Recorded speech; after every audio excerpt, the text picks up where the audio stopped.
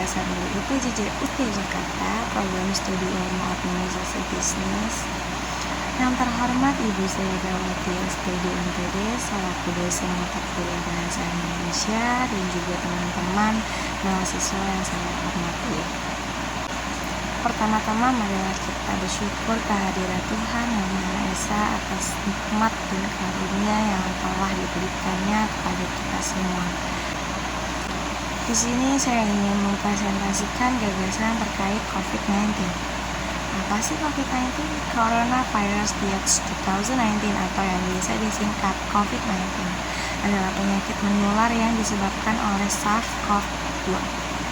Penderita COVID-19 dapat mengalami demam, batuk kering, dan kesulitan bernafas. Penyakit ini menjadi sorotan karena kemunculannya di tahun 2019 pertama kali di Wuhan, Cina.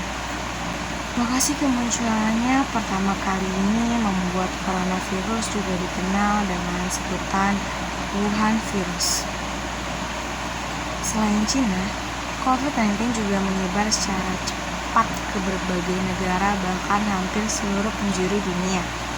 Gejala coronavirus bervariasi, mulai dari flu biasa hingga gangguan pernapasan berat menyerupai pneumonia. Gejala corona yang umum dialami mereka yang mengalami infeksi coronavirus adalah demam tinggi, disertai menggigil, batuk kering, pilek, hidung berair dan bersin-bersin, nyeri tenggorokan, sesak nafas. Gejala virus corona tersebut dapat bertambah parah secara cepat dan menyebabkan gagal nafas hingga kematian. Center for Disease Control and Prevention (CDC), gejala infeksi virus COVID-19 dapat muncul mulai 2 hari hingga 14 hari setelah terpapar virus tersebut. Penyebab coronavirus merupakan virus single stranded RNA yang berasal dari kelompok corona, dinamakan coronavirus karena permukaannya yang terbentuk seperti mahkota atau crown. Namun, virus corona dari Wuhan ini merupakan virus baru yang belum pernah teridentifikasi pada manusia sebelumnya. Karena itu, virus ini juga disebut sebagai 2019 novel coronavirus. Virus corona umumnya ditemukan pada hewan seperti unta, ular, hewan ternak, kucing, dan kelelawar. Manusia dapat tertular virus tersebut apabila terdapat riwayat kontak dengan hewan-hewan tersebut, misalnya pada peternak atau pedagang di pasar hewan. Namun adanya ledakan jumlah kasus di Wuhan, Cina menunjukkan bahwa coronavirus dapat ditular dari manusia ke manusia. Virus bisa ditularkan lewat droplet, yaitu partikel air yang berukuran sangat kecil dan biasanya keluar saat batuk atau bersin.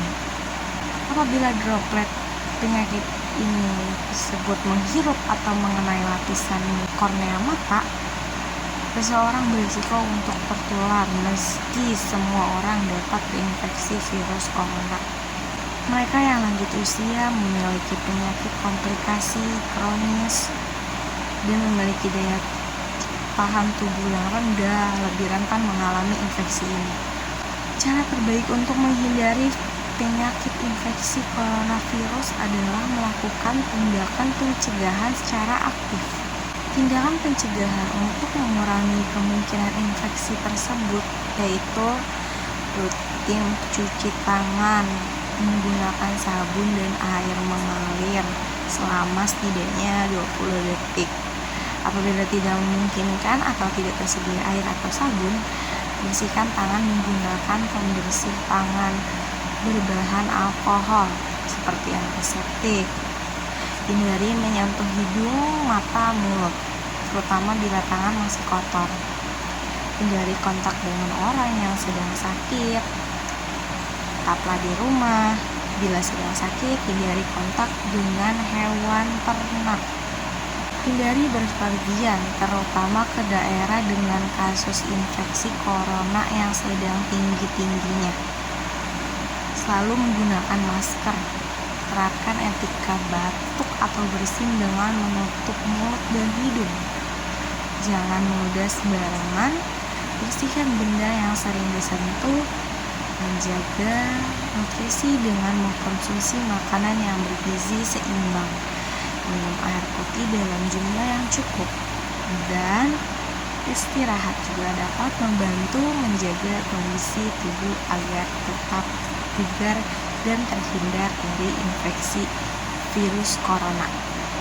Setiap orang yang mengalami gejala menyerupai infeksi corona, jangan ragu untuk menghubungi hotline Kementerian Kesehatan untuk berkonsultasi dengan tenaga kesehatan. Semoga dengan diterapkannya pencegahan COVID-19 dapat meminimalisir atau bahkan menghentikan penyebaran virus COVID-19. Sekian presentasi yang saya sampaikan, semoga informasi yang disajikan dapat bermanfaat untuk kita semua. Amin amin ya rabbal alamin. Mohon maaf apabila ada kesalahan dalam penyampaian yang saya berikan. Semoga saya bisa lebih baik lagi ke depannya. Wassalamualaikum warahmatullahi wabarakatuh.